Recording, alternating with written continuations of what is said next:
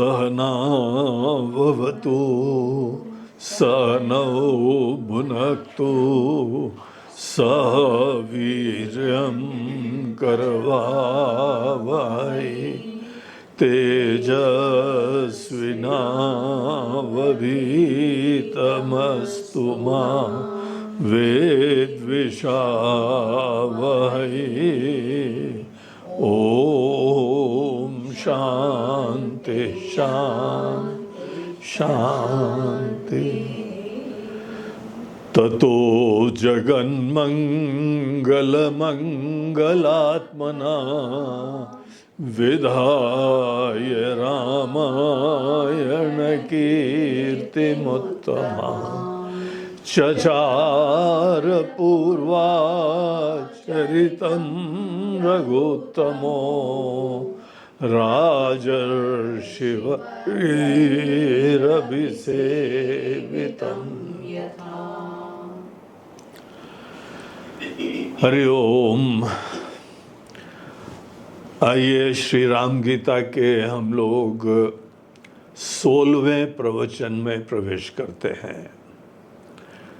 ये 16वें प्रवचन के साथ साथ हम लोग करीब आधा जो है ज्ञान यज्ञ, बल्कि जिसको हम चाहेंगे महायज्ञ कहना, ये महायज्ञ का हम लोगों का तकरीबन आधा समय पूरा हो चुका है। इतने प्रसंग में हमने थोड़ी सी गाड़ी धीमे रखी है, क्योंकि जो बिंदु यहाँ पर चल रहे हैं वो बहुत महत्वपूर्ण है, इतने आवश्यक हैं कि अगर हम इस सब प्रसंग को नहीं समझेंगे तो हम इस ज्ञान से वंचित हो जाएंगे। जो व्यक्ति ज्ञान की मनस्थिति और कर्म की मनस्थिति इन दोनों का मिश्रण कर देता है, वो दरअसल ज्ञान की मनस्थिति से वंचित हो जाता है।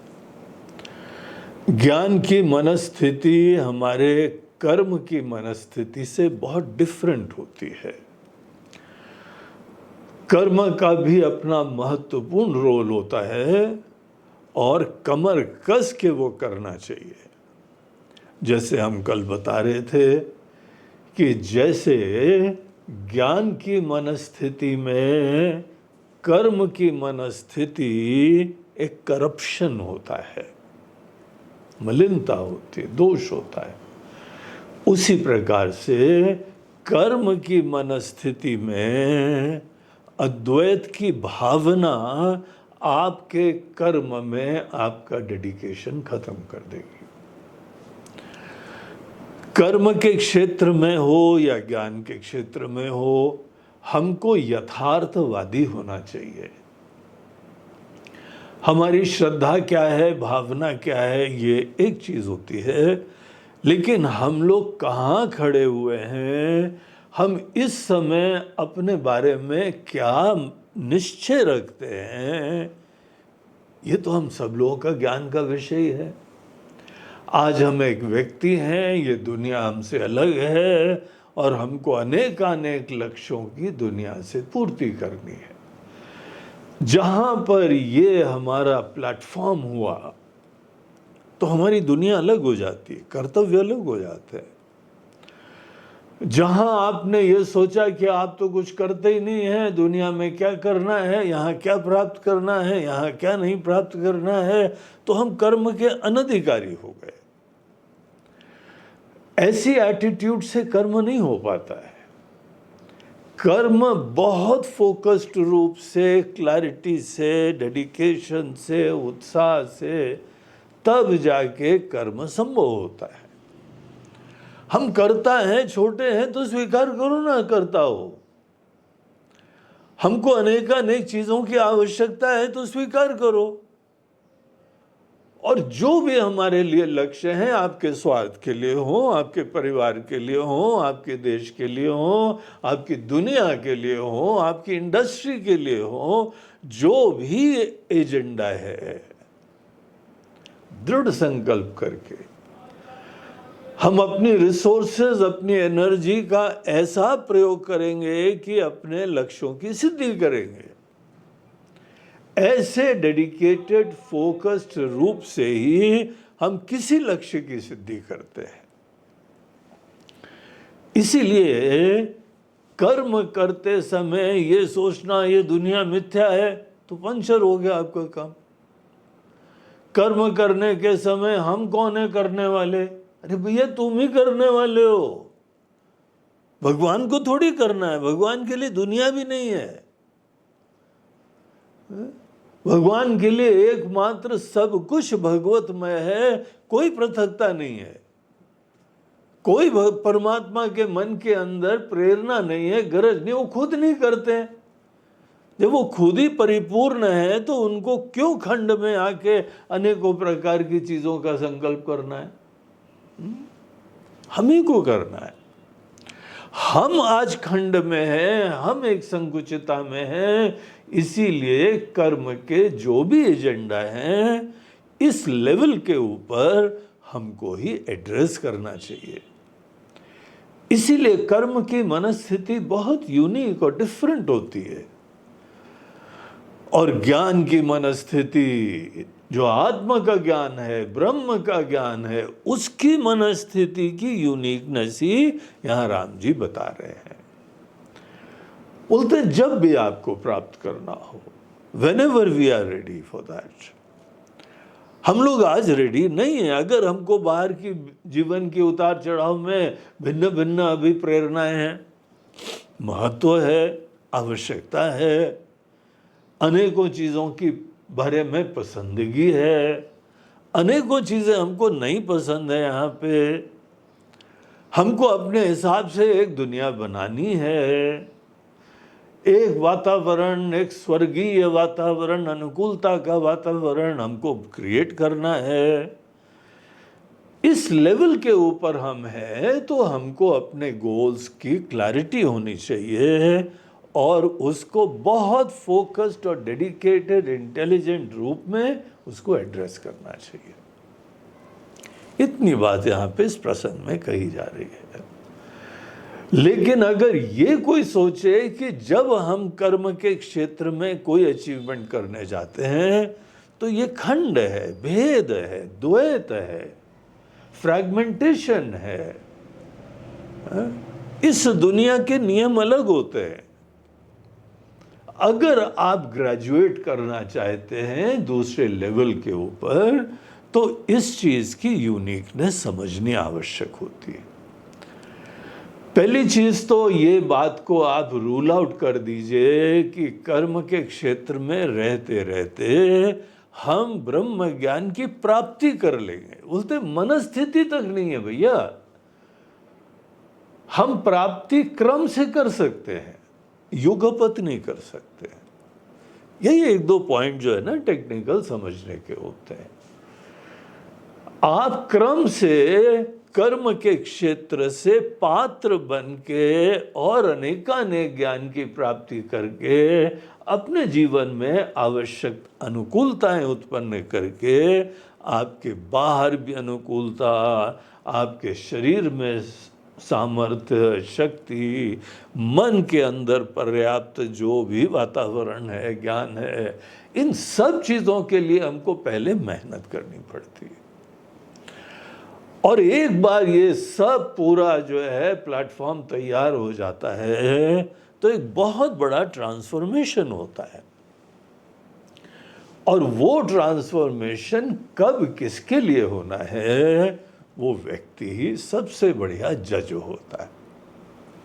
बस इतना समझना चाहिए, जब आपके जीवन में वो समय आ जाता है तैयारी आप करते रहो, लेकिन अभी सिद्धि नहीं होएगी। सिद्धि होने के लिए, रियलाइजेशन होने के लिए, जागृति होने के लिए आपको जो है ज्ञान की मनस्थिति को स्वीकार करना पड़ेगा।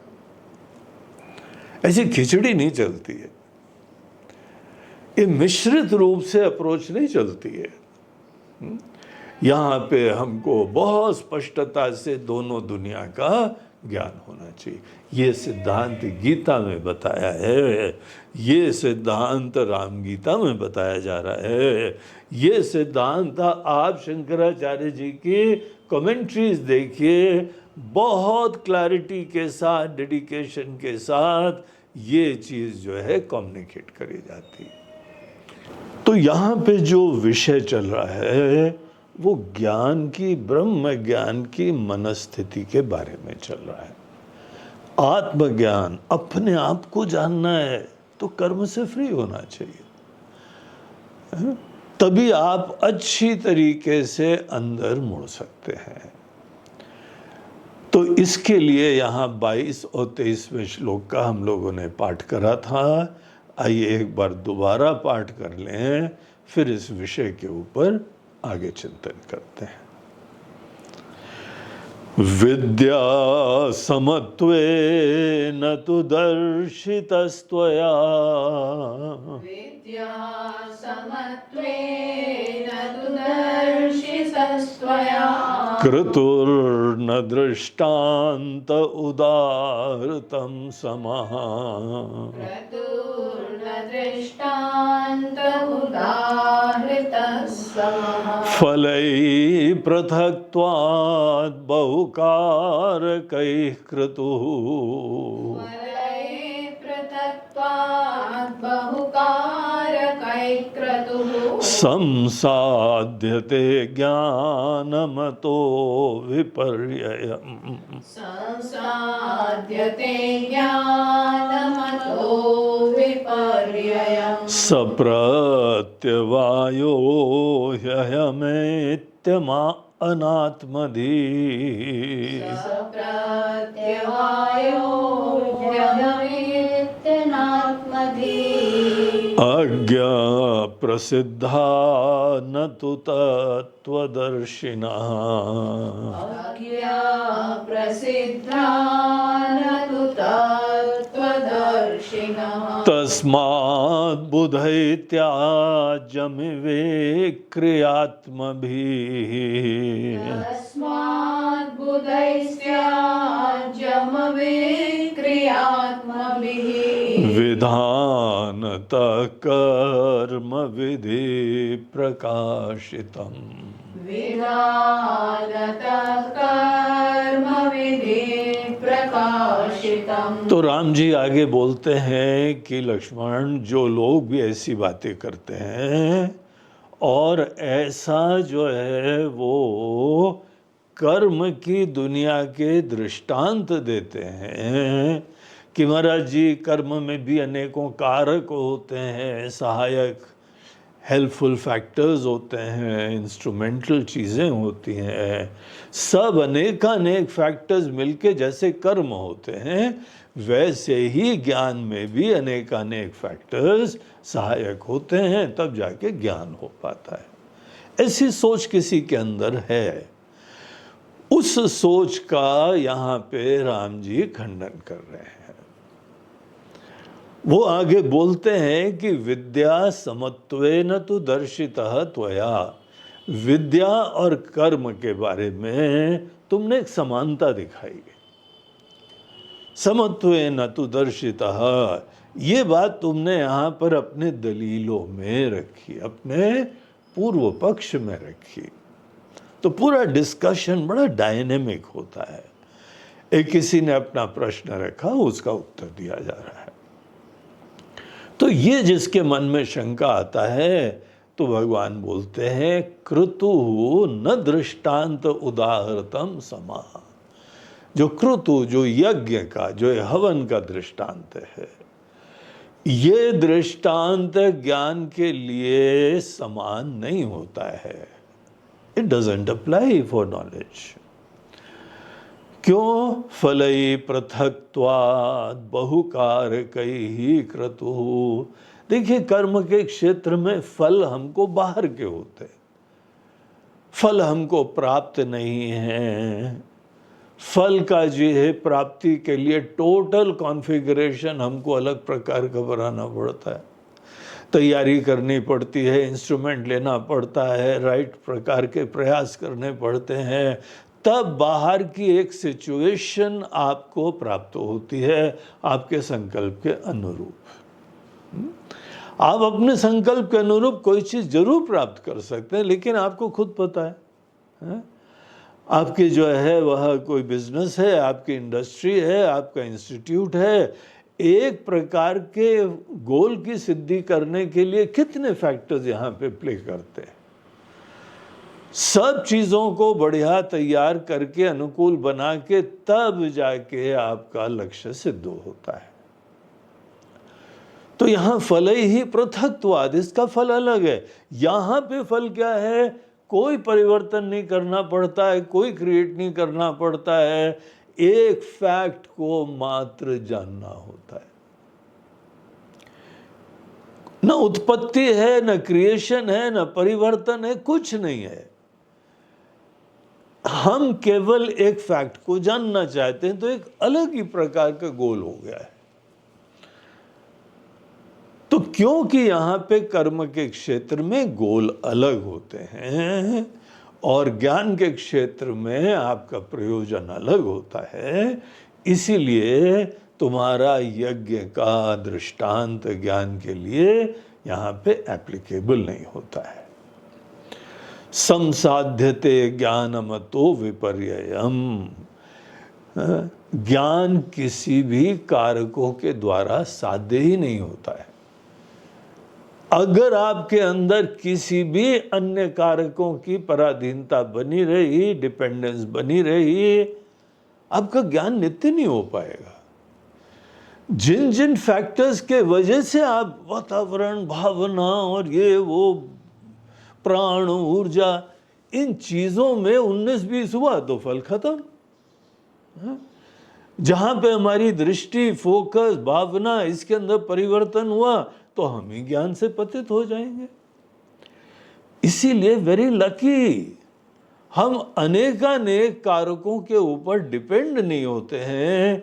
इसीलिए यथार्थ के ज्ञान की प्राप्ति में कोई हमको डिपेंडेंस नहीं होती। इसीलिए ये सोच बिल्कुल गलत होती है, बल्कि घातक होती है। तो इसको रोल आउट करके एक और पॉइंट उठाया गया था, उसके ऊपर भगवान आगे और प्रकाश डालते हैं कि मन में ये एक बहुत ही बड़े प्रॉब्लम आता है। महाराज जी, कर्म सब छोड़ छाड़ दें, ये पूजा, नित्य भजन, ध्यान, जप, अनुष्ठान, अच्छी अच्छी चीजें हैं, ये सब हमको अनुभव हुआ है। हम बड़े चार्ज हो जाते हैं, बड़े पॉजिटिव हो जाते हैं। कहीं जाओ, मंदिर में दर्शन करो, वहाँ भजन करो, पूजन करो, ये सब चीजें करनी चाहिए ना। आज हमको आप बता रहे हैं सब कर्म छोड़ दो। अरे जी, पूजा भी छोड़ दें, प्रणाम करना भी छोड़ दें, क्या मंदिर में जाएं तो नमस्कार भी नहीं करें? अभी गणेश पर्व हुआ था, गणेश पर्व में हमको पूजा आराधना करनी चाहिए कि नहीं करनी चाहिए? गणेश जी का श्रृंगार करें कि नहीं करें? और जाते समय जो है वो, हे गणेश जी अगले साल दोबारा आना, वो मराठी में एक लाइन बोली जाती है, बाकी पूरे देश में बोली जाती है, समझ में नहीं है मराठी में तो भी वही वाक्य बोलते हैं। मगर भावना ये रहती है कि महाराज जी आप पुनः पधारिएगा, महाराज जी गणेश जी की विदाई करें, उनके लिए आगे का इनविटेशन भेजें। और अभी तो जो है वो हमारे पूर्वजों को श्राद्ध हो, उनके लिए श्राद्ध करना है, और उसके बाद तो नव दुर्गा आने वाली हैं।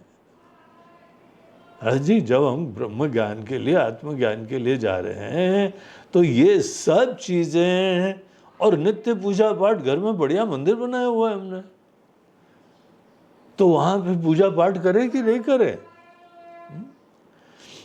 अरे अगर नहीं करेंगे तो बड़ा दोष लगेगा। देखिए, दोष की बात जो है वो बताई जाती है। शास्त्र खुद बताते हैं, अकरणे प्रत्यवाय, जब तुमको कोई चीज करनी चाहिए और तुमने नहीं करी तो उसमें पॉजिटिव दोष होता है, नहीं करने मात्र में दोष होता है। योगासन करा, प्राणायाम करा, ध्यान करा, अष्टांग योग का आश्रय लिया, शरीर के लिए आवश्यक है। अगर आपने योगासन प्राणायाम ये नहीं करा तो उसके उपरांत जो है आपके शरीर में रोग हो जाएगा। इसको बोलते हैं प्रत्यवाय।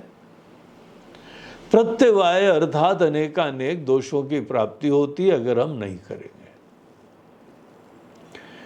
तो जो जो चीजें जीवन में करनीय हैं, जो करने योग्य हैं, और आपको पता है क्या क्या करनी है, रिश्ते नातों के लिए कुछ करना होता है, शरीर के भोजन पानी के लिए करना होता है, पूजा उपासना के लिए करना होता है, प्राणायाम के लिए करना होता है। देवता आपके जीवन में कोई आशीर्वाद बरसाते हैं, उनके साथ हमारा सुंदर व्यवहार होना चाहिए, सदैव उनके प्रति धन्यता की बुद्धि होनी चाहिए। नहीं करने में ही दोष हो जाएगा। जो व्यक्ति भावना नहीं रखता है अभिमानी होता है, विकारी होता है, प्रमादी होता है, लटका रहता है मुंह सदैव, दुखी रहता है, हम कुछ नहीं कर पाए, हमको कुछ नहीं हो रहा है। अरे कुछ करो तो, जब कर ही नहीं रहे हो तो कौन सा तुमको लड्डू पेड़े मिल जाएंगे। करने कराने के समय ब्रह्मज्ञानी बन जाते हैं और लड्डू पेड़े नहीं मिल रहे तो उसके बाद माथा पीट के रोने लगते हैं। करा है कुछ तुमने? जब करा ही नहीं है तो फिर प्रत्यवाय भोगो। अनेकों प्रकार के पाप मिलते हैं, पीड़ा मिलती है, रोग मिलते हैं, रोगों से ग्रसित है, ये रोग वो रोग, ये बीमारी वो बीमारी। ये क्यों हो रहा है? जो करना चाहिए नहीं कर रहे हैं, जो खाना चाहिए वो नहीं खा रहे हैं, जो नहीं खाना चाहिए खा रहे हैं। प्रत्यवाय शब्द में यह आशय होता है कि अनेकानेक चीजें नहीं करने पे पॉजिटिव दोष होता है। महाराज जी, आत्मा का ज्ञान प्राप्त करने के समय ये सब करना चाहिए कि नहीं करना चाहिए, ये इशू है। तो देखिए, ये बहुत साहसी कदम होता है। हम लोग यहाँ पे आत्मज्ञान की प्राप्ति के समय, आत्मज्ञान की प्राप्ति के पूर्व हमने करा है, इसीलिए यहाँ तक पहुंचे हैं। शरीर स्वस्थ रहा है, मन सुंदर रहा है, मन सात्विक रहा है, ये अपने आप हो गया क्या? करने के समय ब्रह्मज्ञानी बन गए थे तो हम बन ही नहीं पाएंगे। कर्म करने के समय हम यथार्थवादी हों कि हम अभी छोटे हैं, अज्ञानी हैं, मोहित हैं, विकारी हैं, तामसी हैं, राजसी हैं, चंचल हैं, बहिर्मुख हैं, ये सब हमको परिस्थिति बदलनी है, इसके लिए कर्म करना पड़ता है। अब आपने ये सब करा है, यहां पे ये प्रश्न उसके लिए हो रहा है जिसने कर्म अच्छी तरीके से कर लिया है, आज शरीर स्वस्थ है, मन उसका सात्विक हो चुका है, मन में श्रद्धा भक्ति उत्पन्न हो चुकी है, भगवान के प्रति इतनी प्रगाढ़ आस्था है कि अपने स्वार्थ की चिंता खत्म हो चुकी है। जिनके अंदर भगवान के प्रति आस्था नहीं, अपने स्वार्थ के लिए रोते रहते हैं सदैव, उठते बैठते सोचते रहते हैं, राग द्वेष कभी खत्म नहीं होते हैं, बाहर ताकते रहते हैं, बाहर से सुख दुख लेते रहते हैं। ये सब लक्षण है कि भगवान की भक्ति नहीं प्राप्त है उनको। अन्यथा ईश्वर के रहते रहते तुमको बाहर से कौन सा सुख दुख लेना है? वो करा नहीं है ये सब।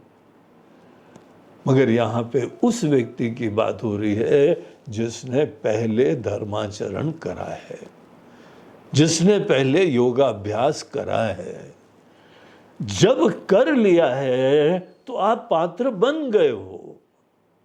जिन्होंने नहीं करा है उनके लिए ये डिस्कशन अप्लाई ही नहीं होता है। अब जिन्होंने हाई स्कूल पास करा हुआ उनके लिए तो कॉलेज की बात आती है ना। हाई स्कूल पास करा नहीं है, ये फंडामेंटल चीजें करी नहीं है कभी, और प्रश्न ये है महाराज जी ब्रह्म ज्ञान में ये सब छोड़ दे क्या? अरे छोड़ तो बाद में, पहले करो तो। करा है क्या तुमने? तो जिनको कर्म के अनेकानेक जो ऑब्जेक्टिव्स होते हैं, जिन्होंने सिद्ध नहीं करे हैं, उनके लिए बताया जाता है भैया अगर तुमने ये कर्म के क्षेत्र की चीजें नहीं सिद्ध करी तो तुम्हारे जीवन बेकार हो जाएगा, ये समझ लो। बिल्कुल प्रमाद मत करना। तुम्हारा सामाजिक जीवन, तुम्हारा शारीरिक स्वस्थता, तुम्हारी मानसिक वातावरण कुछ नहीं बन पाएगा। ये सब कर्म साध्य होता है, संकल्प पूर्वक सिद्ध करना पड़ता है। लेकिन जब तुमने कर लिया, मन सात्विक हो गया, मन निर्मल हो गया, मन के अंदर बाहर की चीजों के प्रति असारता का निश्चय हो गया। जब बाहर के मोह धीमे धीमे धीमे धीमे अब हमको असारता पता लगती है, जब असार हो गया तो बाकी चीजों से अब उच्चाटन हुआ। अब दिल से प्रेरणा होती है कि भगवान का कुछ प्राप्ति करो, आत्मज्ञान के बारे में समझो। ऐसे लोगों के लिए बताया जाता है तुम अब कर्म के क्षेत्र की सब जिम्मेदारियां छोड़ सकते हो। संन्यास सबको थोड़ी दिया जाता है। संन्यास तुमको आश्रम में कोई रहने खाने के लिए जुगाड़ करने के लिए दिया जाता है क्या? संन्यास बड़े विरले लोगों को, जिनके मन के अंदर बहुत सिंसियरिटी है, बड़ी पात्रता है और उन्होंने कर्म के एजेंडा पूरे कर लिए हैं, उनको आगे ग्रेजुएशन करा जाता है। संन्यास एक ग्रेजुएशन सेरेमनी है, जहां पे गुरु अपना जो है अनुमोदन देते हैं, तुम्हारी सिंसियरिटी, तुम्हारा डेडिकेशन इतना अच्छा है, हमको विश्वास है कि तुम आगे तक चलोगे। अब कई बार हमारे विश्वास तो होते हैं लेकिन गाड़ी पंचर भी हो जाती है। अनेकों के प्रति विश्वास का परिचय दिया, वो विश्वास पे खरे नहीं उतरते। अंदर कोई अनेक दमित वासनाएं रहती हैं, वो उभर के आ जाती हैं। महाराज जी बाकी तो ठीक है, वो खाने पीने का जुगाड़ हो गया, अब वो खाने की इच्छा बची हुई थी, ये पीने की इच्छा बची हुई थी, ये भोग विलास की बची हुई थी, अब ये सब जुगाड़ करके फिर वही कहानी चालू कर देते हैं। वो अलग बात है, वो खुद ही सफ़र करते हैं। लेकिन अगर कोई ज्ञान की प्राप्ति के लिए डेडिकेट होता है तो आगे की सफलता केवल तब होती है जब वो डेयर कर सके कर्म के क्षेत्र की दुनिया, ऑब्जेक्टिव्स, गोल्स छोड़ देना। और ऐसे लोगों को कोई दोष नहीं मिलता है, ये शास्त्र बोलते हैं। ये यहाँ पे सिद्धांत हम लोगों को शास्त्र बताते हैं, और काफी बड़ी बात है, किसी दुनिया के धर्म में नहीं बताते। हर शास्त्र, हर धर्म में जीवन भर तुमको जो है वो इबादत करनी है, जीवन भर तुमको नमाज पढ़नी है, जीवन भर तुमको चर्च में जाना ही जाना है। यहां पर भी जो नासमझ लोग हैं, जीवन भर उनको पूजा पाठ यज्ञ हवन करना है। ये सब अनपढ़ लोग हैं, और कई बार अनपढ़ों का संप्रदाय भी बना होता है, उनका पूरा ट्रेडिशन बना होता है। अब वो सब दुनिया है, वैरायटी है। जैसे यहाँ पे हर प्रकार की स्वतंत्रता होती है, ऐसा देश है जहां हर चीज की स्वतंत्रता होती है। तो यहाँ पे अनेकों लोग स्वतंत्र हैं, आपको जो करना है करो। लेकिन अगर राम जी के विचार जानने हैं, अगर वेदों के विचार जानने हैं, अगर वेदों के अनुरूप जीना है, और वेद ही प्रमाण है। हमारे संत और हमारे संप्रदाय, हमारे वो गुरुजी हमारे गुरुजी नहीं है। यहाँ एक ही गुरुजी है, वेद माता। पूरे सनातन धर्म में सब आचार्य को देखो, यही गीता, यही वेद, इनके बारे में चर्चा करते हैं, टीका लिखते हैं, व्याख्या करते हैं। प्रमाण उनके लिए शास्त्र ही होते हैं। इसीलिए सीधे नजरें वेदों पे ही रखनी चाहिए। और वेद यहां पे ये सिद्धांत बता रहे हैं कि जो विरले लोग हैं, जब वो रेडी हो गए और उन्होंने शास्त्र का ज्ञान भी प्राप्त कर लिया, सब जितना फंडामेंटल्स हैं, ज्ञान की प्राप्ति हो गई, और अब विज्ञान के लिए माइंड को सब चीजों से फ्री करना ही पड़ेगा, संन्यास्त करना पड़ेगा। और हम लोग जब संन्यास लेते हैं ना, तो हमको बताया जाता है तुम्हारा जनेऊ, तुम्हारी चोटी, आज हम गुरुजी खुद कैंची लेके काट देते हैं। और ये प्रतीक होता है दुनिया भर के कर्म जिम्मेदारियों का। बड़ा विचित्र अनुभव होता है। आज से हम सब धर्माचरण से भी फ्री हो गए, कर्तव्य पूर्वक सहज रूप से आप कुछ भी जो कार्य करते हैं वो कर्म नहीं होता है। इसीलिए ये भी डिफाइन करना चाहिए कि कर्म किसको बोलते हैं। बड़ा कॉन्शियस डेलिब्रेट एफर्ट होता है तब कर्म बोलते हैं। संकल्प पूर्वक चेष्टा नहीं हो तो आपका कर्म ही नहीं है।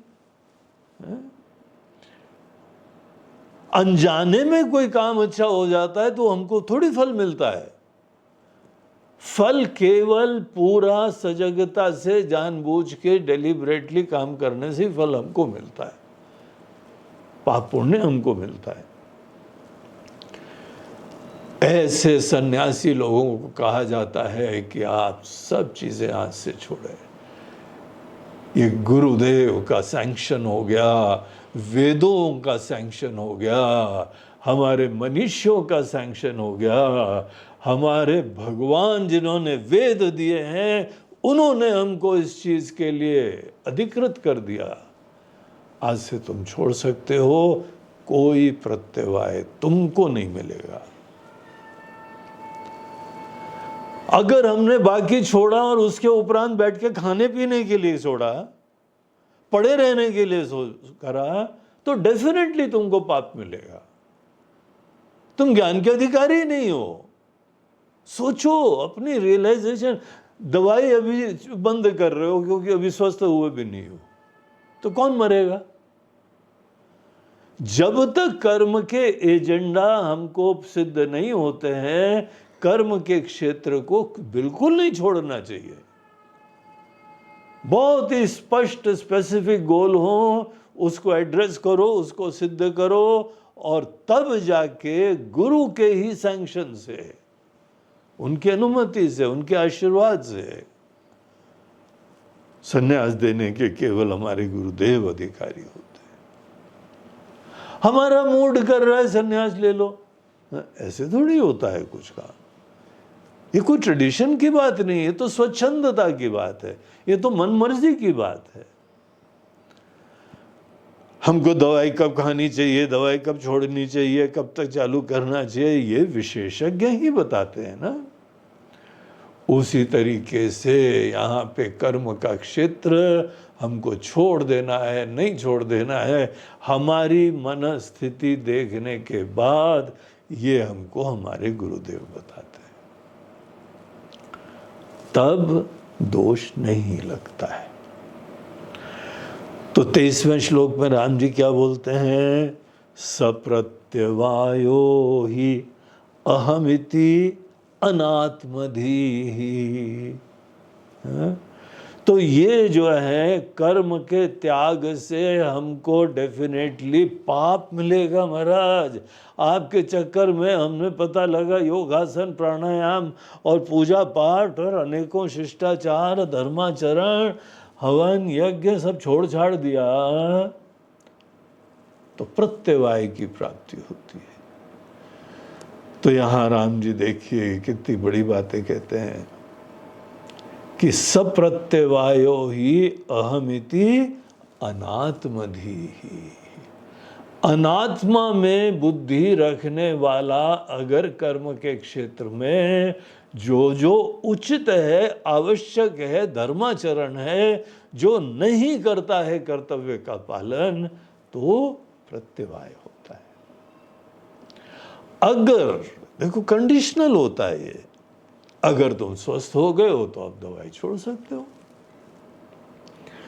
लेकिन आज तुम रोगी हो, देखो अपनी स्थिति, विक्षिप्त हो, तामसी हो, आलसी हो, फोकस नहीं होता है, ज्ञान नहीं प्राप्त होता है, अकल नहीं है, शास्त्र का अध्ययन नहीं करा है, फिर तुम कैसे छोड़ोगे?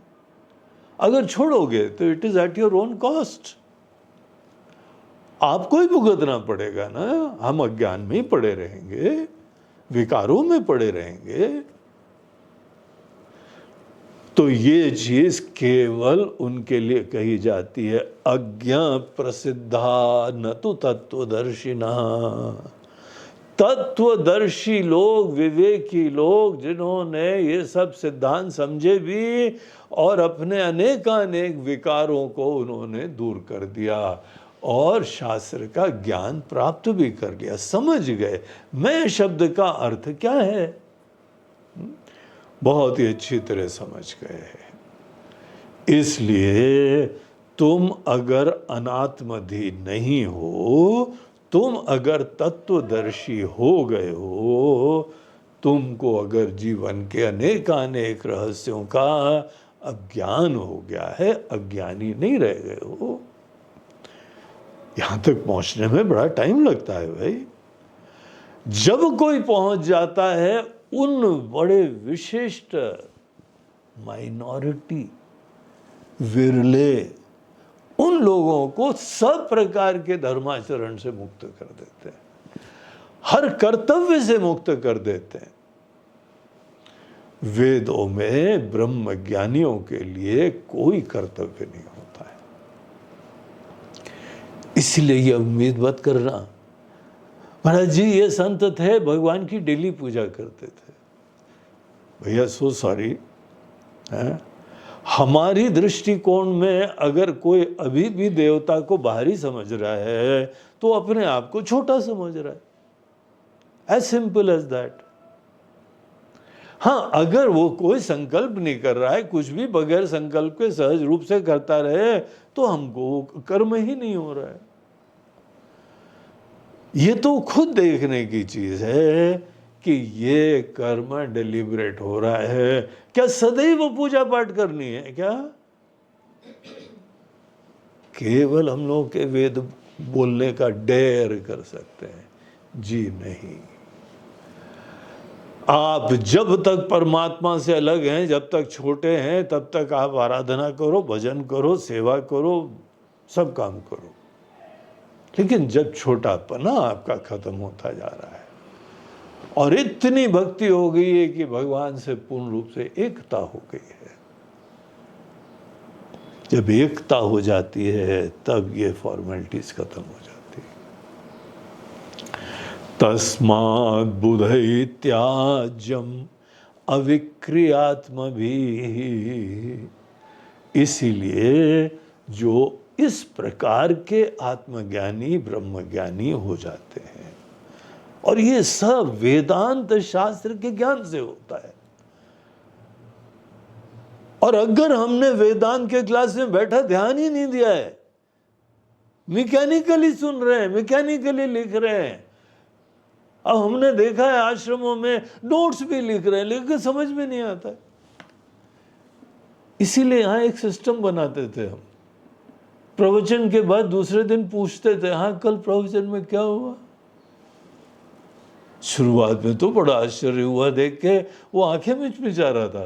बोलते महाराज जी कल प्रवचन तो था, लेकिन क्या हुआ पता नहीं, हमको ध्यान नहीं। आपने ये भी बोला, आपने ये भी बोला। हमें जी नहीं, कल ये बोला ही नहीं, ये तो परसों बोला था। हाँ परसों बोला था। अगर ऐसे कोई सुनता हो तो वर्षों तक तुमने सुना तो भी नहीं सुना, है ना ये बात? सिद्धांत ही नहीं समझ में आया। ऐसे लोगों को कभी नहीं कर्म छोड़ना चाहिए। अनेकानेक ये तुमको निर्मल, शुद्ध, सात्विक, जागृत बनाने के तरीके हैं। अगर तुमने ये सब छोड़ दिया तो मरोगे। इसी बोलते प्रत्यवाय। तो तब तक तुम ना छोड़ो, तुम अपनी असलियत जानते हो। तुमको सच्चे रहना चाहिए। तुमको केवल खाने पीने का जुगाड़ करने के लिए आश्रम नहीं आना है, तुमको ज्ञान की प्राप्ति के लिए आना है वो पैशन तुम्हारे मन में? वो आग लगी हुई है क्या? वो जुनून है क्या आत्मज्ञान की प्राप्ति का? नहीं है तो कोई बात नहीं, तुमको अभी भी कर्म से ही आशीर्वाद मिलेंगे। भूल से भी मत छोड़ना कर्म। तब तक तुम्हारी सिंसियरिटी होनी चाहिए, तुम्हारी क्लैरिटी होनी चाहिए। लेकिन तुम्हारा मन भी निर्मल हो गया, शास्त्र का ज्ञान भी हो गया, खूब उसमें जो है रुचि होती है, खूब लगन होती है, और अब बातें बहुत धीमे धीमे स्पष्ट होती जाएंगी। जब आपको खुद पता लगेगा अब ये सिद्धांत क्लियर हो गया, उस समय आगे की गाड़ी कर्म संन्यास के बाद ही होती है। एक ऐसा पड़ाव आता है जब आपको, देखो जब मरेंगे ना तो भी छोड़ेंगे। ब्रह्म ज्ञान जीव की मृत्यु होती है, फिर आप देर आफ्टर जीव नहीं रहते हैं। तो जब जीव जो है यहाँ पे जीव भाव या फिजिकली जीव खत्म होता है, कर्म खत्म ही होते हैं ना। यही ब्रह्म ज्ञान के अंतर्गत सिद्धांत बताने का कोई डेर करता है। कितनी बड़ी बातें हैं, बड़ी अच्छी बातें हैं, दिव्य बातें हैं। ऐसे लोगों को तस्मात् बुद्धि, इसलिए लक्ष्मण बुद्धिमान ज्ञानी लोगों को त्याज्यम, ये सब चीजें कर्म के क्षेत्र को, जिम्मेदारियों को, धार्मिक कार्यों को भी कर्तव्य पूर्वक नहीं करना है। कर्तव्य पूर्वक नहीं करना है, बगैर कर्तव्य के तुम सहजता से, स्वभाव से जो भी करते रहो, उसका न पाप मिलता है न पुण्य मिलता है, वो कर्म की श्रेणी में नहीं आता है। हाथ पैर हिलाना कर्म नहीं होता है।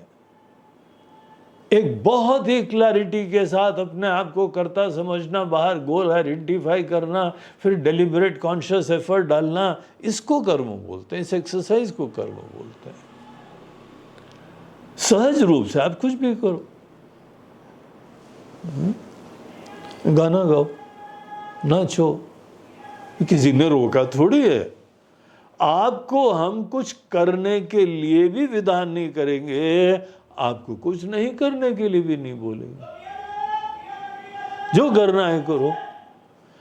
इस तरीके से ये व्यक्ति जो है टोटली फ्री हो जाते हैं, और वो स्टेट ऑफ माइंड जहां पे कुछ भी हमको नहीं करना है, वहां पे ही आत्मज्ञान को ओन अप कर सकते हैं। तो जो भी कर्मों का विधान करा जाता है, विधानतः कर्म विधि प्रकाशितम, ये कर्म जो है साक्षात विधि, ईश्वर विधाता ने प्रकाशित करे हुए हैं। ऐसे विधाता ने प्रकाशित भी करें, और आपको विधि विधान से त्याग भी देना चाहिए, और आपको कोई पाप नहीं लगेगा। तो इस तरीके से ये पॉइंट्स को बहुत क्लैरिटी, बगैर कोई संदिग्धता के बगैर डाउट के ये यहाँ पे विवेक करा जा रहा है। लक्ष्मण, हम ये नहीं चाहते कि तुमको हम आत्मज्ञान दें और फिर तुम खुद अपना सेल्फ क्रिएटेड विक्षेप उत्पन्न करो। ज्ञान के लिए, अद्वैत की सिद्धि के लिए द्वैत को किनारे करना पड़ता है। कर्म एक बहुत अच्छा टूल है, लेकिन अनित्य दुनिया के अंदर किसी लक्ष्य की सिद्धि के लिए टूल होता है। नित्य जो कि प्राप्त है, उसके लिए कर्म बाधक होता है। फायदा नहीं होता, केवल इतना नहीं, बाधक होता है, ऑब्स्टिकल, पॉजिटिवली ऑब्स्टिकल होता है। रात को सोना है, अगर कुछ भी करते रहे तब तक नींद नहीं आती है ना। इस अवस्था से, जागृत से आप सुषुप्ति में ग्लाइड नहीं कर सकते हो अगर कुछ भी करते रहे। सब छोड़ो, एकदम सायरन बज जाएगा, खुर्राटे चालू हो जाएंगे, आप किसी और अवस्था में चले गए। ऐसी कहानी यहाँ पर होती है। तो आगे जो है अब राम जी यहाँ बताते हैं कि ऐसी माइंड की स्टेट से युक्त होके, कर्म से फ्री होके कुछ बहुत गंभीर विचार करते हैं, देखते हैं। विचार एक तरीका होता है कि फैक्ट को देखने के लिए, यथार्थ दर्शन के लिए जो हमारी सोच होती है ना, बस वही विचार होता है। विचार कोई कर्म नहीं है, विचार कोई चेष्टा नहीं है। विचार बहुत अच्छी तरीके से फैक्ट को डीपली देखने का है। तो ये चीज यहां आगे बताते हैं, बोलते हैं श्रद्धा से गुरुदेव के पास जाओ और ये सब फुर्सत में रिटायर होके, अभी रिटायरमेंट का टाइम है नहीं है, यू आर द बेस्ट जज। हम ये नहीं जबरदस्ती बोल रहे कि अभी आ जाओ शिष्य जी, रूम भी तैयार है, आश्रम भी तैयार है, भंडार भी तैयार है, खाना पीना भी तैयार है? हम नहीं बोल रहे हैं। ये केवल आपके अंदर से विवेक से बात आनी चाहिए, am I really ready for that jump और नॉट। तो यहां आगे देखिए क्या बोलते हैं राम जी। श्रद्धान्विता त्वमसीति वाक्यतो, त्वमसीति वाक्यतो, गुरो प्रसादादपि शुद्धमानसः, गुरो प्रसादादपि शुद्धमानसः, विज्ञाय चैकात्म्य अथात्मजीवयोः, विज्ञाय चैकात्म्यमथात्मजीवयोः, सुखी भवेत् मेरुरिवा प्रकम्पना, सुखी भवेत् मेरुरिवा प्रकम्पना। तो इस तरीके से शुद्ध चित्त से, निर्मल मन से, सात्विक मन से युक्त होके, पूर्ण श्रद्धा रखते हुए, शुद्ध चित्त वो है जो बहुत ही बगैर विक्षेप के विचार कर पाता है, बस यही शुद्ध चित्त है। सात्विक व्यक्ति गहराई से चिंतन कर पाता है और श्रद्धा से युक्त होके, श्रद्धान्विता। श्रद्धा यह है कि आपको विश्वास हो कि deep down I am fine. हमको श्रद्धा अपनी पूर्णता, अपनी ब्रह्म स्वरूपता में होनी चाहिए। और अगर हमको पूर्ण श्रद्धा है तो इस श्रद्धा की लाइट में बाकी सब चीजें श्रद्धा खत्म होनी चाहिए। अज्ञानियों की श्रद्धा होती है कि बाहर से पैसा आ जाएगा, बाहर नाम हो जाएगा, शोहरत हो जाएगी और ये अनुकूलता हो जाएगी, ये स्वर्गीय अनुकूलता व्यवस्था, तब लाइफ बहुत ही मजा होगी। ये अपूर्ण लोगों की सोच होती है। अपूर्ण लोग अनुकूलता से ही पूर्ण होते हैं, बाहर से पूर्ण होते हैं, स्वतः कभी नहीं पूर्ण होते हैं। आपको एक दिन अपनी श्रद्धा बदलनी चाहिए। ये सोच बिल्कुल घातक है कि हम बाहर की व्यवस्था, अनुकूलता, नाम, शोहरत, सिद्धि, संपत्ति, महाराज जी लक्ष्मी जी मुस्कुराएंगी तब हम भी मुस्कुराएंगे। ये सोच जो है ना किसकी हो सकती है? जो छोटे लोग होते हैं। आप ये निश्चय करो, ये श्रद्धा करो कि आप मूल रूप से कंप्लीट हैं, पूर्ण हैं, दिव्य हैं। कौन बोलता है आपको इतनी बढ़िया बातें? आप ही ब्रह्म हो, आप ही दिव्य हो, आप ही परमात्मा स्वरूप हो। इतनी बड़ी बात है, सोचने में भी संकोच लगता है अनेकों को।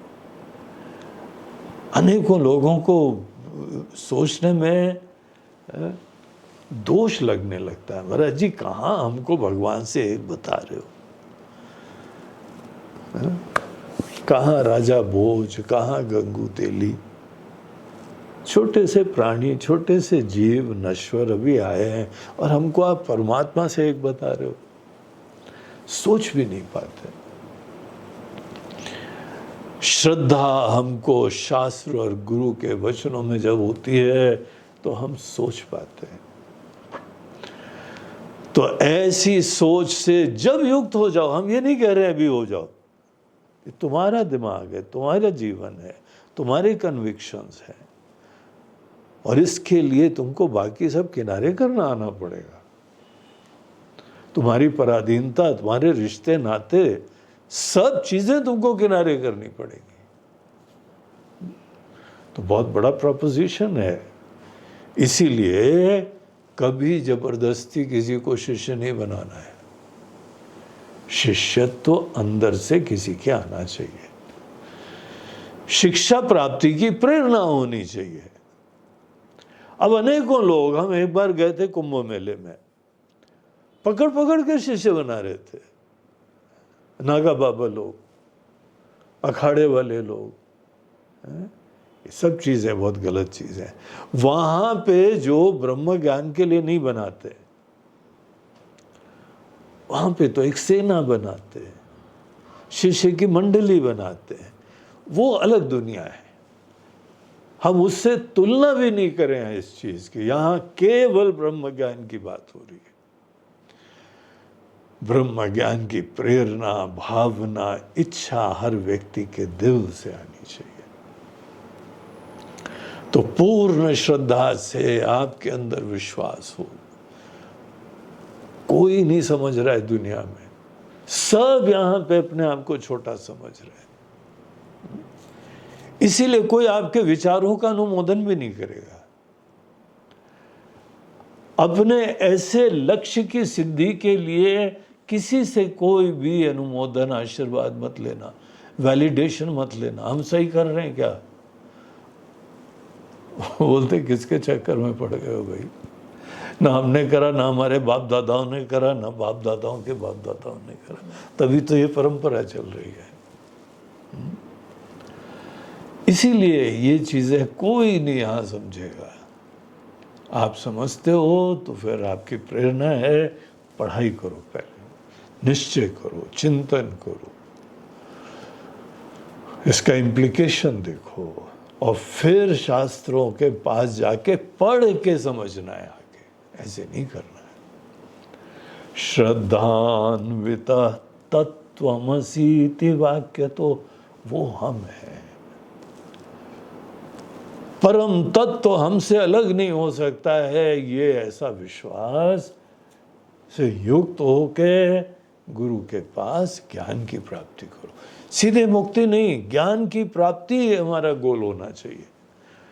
और ज्ञान की प्राप्ति ये नहीं है केवल महाराज जी आप पढ़ाते जो हम सुनते जाएंगे, नहीं, आपको पढ़ना है, आपको वेदांत शास्त्र पढ़ना है, आपको ये सब मंत्र शास्त्र उपनिषद गीता पढ़ाई करो, क्योंकि ये केवल लग्जरी नहीं है, ये हमारे क्वेश्चंस का आंसर्स है और इसमें कोई प्रॉक्सी नहीं चलती है। पंडित जी को बुला के पूजा तो करवा देते हो, यहाँ पे गुरु जी से हम अपना ज्ञान नहीं करवा सकते, हमको खुद वेदांत शास्त्र पढ़, and it's such a pleasure, such a privilege. आपको ये सब चीजें पढ़ने की रुचि होनी चाहिए, लगन होनी चाहिए, गहराई में जाना चाहिए। गुरु का प्रसाद हमको शास्त्र पढ़ने के लिए होना चाहिए, इतना पैशन होना चाहिए पढ़ने के लिए। गुरु प्रसादात् अपि शुद्ध मानसः, यही हमारा जीवन होता है, फिर यही हमारी लाइफस्टाइल होती है कि शुद्ध मन से यही तत्वमसी जो महावाक्य हैं, जो वेदांत के अल्टीमेट मैसेंजर्स होते हैं, उनमें रमना चाहिए। विज्ञाय च एकात्म्यम, और फिर आपको इस चीज की बात समझ में आ जाए, विज्ञान हो जाए, क्लैरिटी हो जाए। अथ आत्मजीवयो, किसका एकात्म्य? परमात्मा जीव का। देखिए जीव परमात्मा नहीं बन जाता है, ये मत ऐसा भ्रम रखना। जीव कल्पना है जो बाधित हो जाता है। स्वप्न के अंदर जो हमारी अस्मिता है वो जो है वो सुषुप्ति के अंदर का आनंद नहीं प्राप्त करती है। जागृत अवस्था में जो हम है वो नहीं जो है सपना वाला होता है, ये खत्म हो जाता है, फिर जाके दूसरी एंटिटी होती है। इसीलिए रज्जु सर्प का दृष्टांत देते हैं। रस्सी को रस्सी न जानने के वजह से हमने इसको सांप समझ लिया है। अपनी असलियत न जानने के वजह से हमने अपने आप को जीव समझ लिया है। इसीलिए जीव ब्रह्म नहीं बनता है, जीव बाधित करना पड़ता है, इसको निगेट करना पड़ता है। और फिर देखो जब ये समाप्त होता है हम क्या है। तो ये सब सिद्धांत जो शास्त्रोक्त सिद्धांत हैं उसको अच्छी तरह समझ के सुखी भवेत मेरु इव प्रकंपना, अप्रकंपना, बगैर किसी कंपन के, बगैर किसी चंचलता के, मूवमेंट के, चेंज के, मेरू की तरीके से तुम वही स्थिर शाश्वत और नित्य अपने आप को देख लो, टिके रहो उसमें। ऐसा जो है ज्ञान प्राप्त कर लो, उसके लिए ही पूरा वेदांत का दर्शन होता है। आगे का श्लोक भी देख लीजिए। आदौ पदार्थावगतिर्हि कारणम्, आदौ पदार्थावगतिर्हि कारणम्, वाक्यार्थ विज्ञान विधौ विधानतः, वाक्यार्थ विज्ञान विधौ विधानतः, तत्त्वं पदार्थौ परमात्म जीवकौ, तत्त्वं पदार्थौ परमात्म जीवकौ, असीति चैकात्म्यमथानयोर्भवे, असीति चैकात्म्यमथानयोर्भवे। ये 25वें श्लोक से अब वेदांत के सिद्धांतों की चर्चा चालू हो रही है। अभी तक देखिए 24वें श्लोक तक भूमिका बनी थी कर्म का क्षेत्र जो है वो अलग ऑब्जेक्टिव्स के लिए होता है, ये ज्ञान अलग होता है। इन दोनों का खिचड़ी मत करना। मन को बढ़िया तैयार कर लो, मांझ लो, तैयार कर लो, शुद्ध कर लो, भावना उत्पन्न कर लो, ज्ञान उत्पन्न कर लो शास्त्रों का। शास्त्र का ज्ञान अनेकानेक कर्मों में होता है, उसमें इशू नहीं होती। लेकिन जब आप अपने आप को एक ही ब्रह्म जान जाओ, बाकी सबको मिथ्या जान जाओ, तो कर्म विक्षेप हो जाएगा। तब आप उसमें टिक ही नहीं पाओगे। अब गुरु जी ने इतनी मेहनत करके बताया तत्त्वमसि, और फिर हमको जो महाराज जी आरती का टाइम हो गया, जा रहे हैं, अब भाग गए हो, फिर से बहिर्मुख हो गया। क्या आपको एक बात बताएं कि जिस समय हम आश्रम बना रहे थे ना, वेदांत आश्रम, तो हमारे गुरुदेव ने बोला था अभी मंदिर बनाने की जरूरत नहीं है। लेकिन यहाँ पे सब भक्तों ने जो है वो आग्रह करके, और कुछ हमको भी ज़रूरत लगी कि सब आते हैं, कोई भावना, कोई भक्ति, कोई एकाग्रता, कोई शरणागति, इन सब के लिए बनाओ। तो इसीलिए मंदिर बना दिया। तो फिर बनाने के बाद हमने गुरुदेव को लिखा, महाराज जी वो ज़रूरत ऐसी पड़ी, बना दिया है। बोलते ठीक है, बना दिया है, लेकिन अभी भी हम बता दे, प्राण प्रतिष्ठा मत करना। अब देखो, शुरुआत में मैं गुरुदेव ने क्या सोचा ये आश्रम में जो ज्ञान की प्राप्ति करके गया है, अब कहीं एकांत में बैठ के वही ध्यान भजन समाधि का अभ्यास करेगा, उसके लिए कौन से आश्रम, कौन से मंदिर की जरूरत है? ये चीज की जरूरत है। अगर या तो हमको खुद ही बाहर से उचित भावना भी और परिपक्व करनी हो, या भक्तों के लिए करना हो, शिष्यों के लिए करना हो। अगर शिष्यों के लिए, भक्तों के लिए करना हो तो फिर जरूर करना चाहिए। तुम्हारी ही साधना के लिए तुमको जरूरत नहीं है, क्योंकि तत्त्वमसि तुम ही वो हो, इस ज्ञान में रमो। लेकिन तो भी हमने जो है बोला, महाराज जी सब भक्त लोग इतने हैं, वो बोलते महाराज जी मंदिर नहीं, आश्रम कैसा होएगा? तो बोलते अच्छा ठीक है, भगवान का एक विग्रह रख लो, लेकिन प्राण प्रतिष्ठा मत करना, क्योंकि फिर जिम्मेदारी होती है, जीवन भर तुमको जो है उनकी सेवा करनी पड़ेगी, वो प्राणी हो गए। इसीलिए थोड़ा एक ऐसा स्थान बना लो जहाँ पे भावना उत्पन्न करनी पड़े, तुम्हारी जिम्मेदारी नहीं होगी। हम ये नहीं चाहते तुमको बांधें, हम चाहते जो हमने तुमको ज्ञान दिया है या दिलवाया है अनेकों आचार्यों से, वो तुम अपने अंदर उसी में रमो, कोई कॉम्प्रोमाइज मत करो उससे। अब हमने पंडित जी को भी बोला, हाँ देखो भाई, हमारे गुरुदेव ने बोला प्राण प्रतिष्ठा नहीं करो, बस थोड़ी पूजा हवन कर लेते हैं और मंदिर में भगवान को बैठा लेते हैं। और पंडित जी के दिमाग में ये बात ही नहीं बैठी कि बगैर प्राण प्रतिष्ठा के हम कैसे मूर्ति बैठाएं। बगैर हमसे पूछे, बगैर हमारी आज्ञा के उन्होंने पूरी प्राण प्रतिष्ठा का यज्ञ हवन कर डाला। और फिर हमको बोला, महाराज जी प्राण प्रतिष्ठा का टाइम हो गया है। बोला यार अब क्या बोले। अब पंडित जी जो है ना, वो आदरणीय होते हैं, विद्वान होते हैं, न उनको गाली गलौज अच्छा है, न उनको डांट लगाना अच्छा है, न उनको डंडे मारना अच्छा है। बोला इस समय तो मुंह में क्या क्या आ रहा है हमारे बोलने को, लेकिन ठीक है भाई, प्रभु इच्छा। अब तो हो ही गई ना, बोलते अब तो हो गई। बोला ठीक है यार, निपटेंगे। हमारे गुरुदेव ने हमको बहुत कोशिश करी, इस बंधन में नहीं बनना।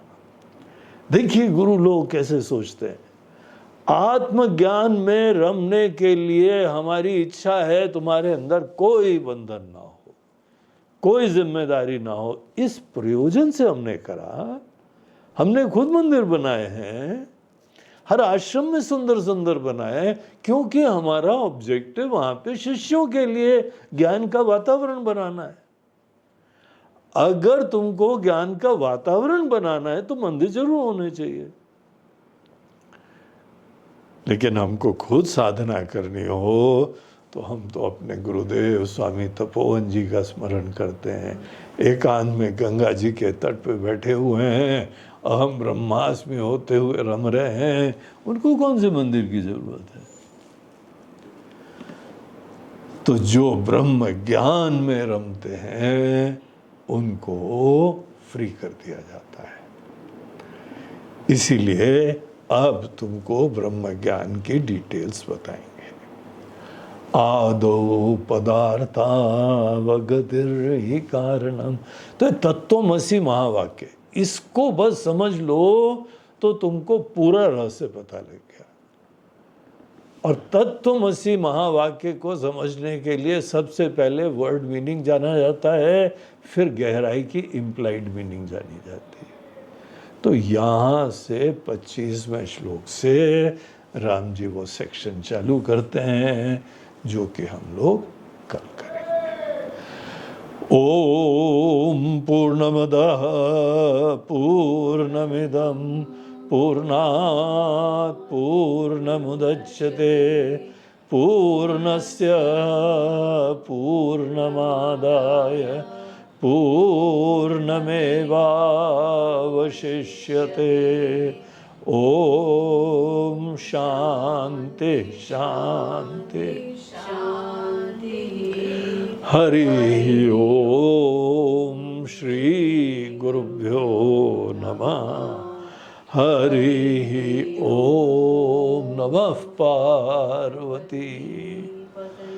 हर हर महादेव। नर्मदे हर। बोलो गंगा मैया की जय। आज का ये प्रवचन प्रायोजित करा जा रहा है इंदौर के हमारे एक प्रिय सज्जन श्री विनोद कुमार अरोरा जी। विनोद कुमार अरोरा जी की स्वर्गीय धर्मपत्नी रजनी अरोरा, इनका 23 तारीख को सितंबर को जन्मदिन था। तो उनका जन्मदिन भी हो गया और उनका मरण दिन भी हो गया। लेकिन इतना प्यारा व्यक्तित्व था कि आज भी स्वजन लोग उनकी सन्निधि, उनकी प्रेजेंस, उनकी कंपनी, इन सब चीज़ों को बहुत प्यार से, बड़ी धन्यता से याद करते हैं और साथ साथ आज भी उनके लिए शुभकामनाएं ईश्वर से प्रार्थना करते हैं। ध्यान रहे, हम लोग किसी की मृत्यु, जीव की मृत्यु नहीं समझते। जीव केवल अपनी स्टेजेस बदलता जाता है। इसीलिए हमारे दिवंगत लोगों के लिए भी हमारी प्रार्थनाएं, शुभकामनाएं बहुत ही सार्थक होती है, बड़ी प्रभावी होती है। तो आज जो है इनकी स्वर्गीय पत्नी की बहुत ही श्रद्धा रखती थी, बहुत भक्ति रखती थी। इनफैक्ट रजनी जी के वजह से ही परिवार जुड़ा। बच्चे लोग तो छोटे छोटे थे, गोद में खेलने वाले थे, अभी तो बड़े बड़े हो गए सब। और ये भी विनोद अपने कार्यकलापों में, परिवार की जिम्मेदारियों के निर्वहन में खूब लगे रहते थे। तो ये ही रजनी पूरे घर के वातावरण में इसी विचार को, ज्ञान को लाई थी। इसीलिए सब लोग बड़ी धन्यता से विचार करते हैं, इनका स्मरण करते हैं। हमारी भी बहुत बहुत शुभकामनाएं आपको और स्वर्गीय इस जीवात्मा के लिए हमारी प्रार्थना है। हरि ओम तत्सत।